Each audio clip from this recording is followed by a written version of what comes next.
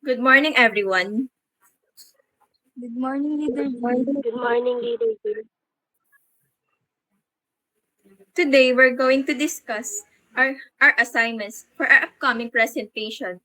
Jamaica, you'll cover the Spanish colonization period, and Marian will handle the revolutionary period.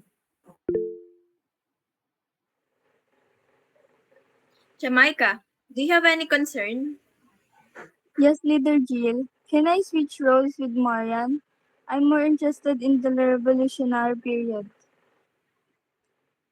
That's okay with me if Marian agrees.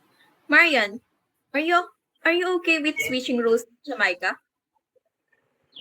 Yes, Leader Jill. I agree to switch role with Jamaica. I think Jamaica will do a great job covering the revolutionary period.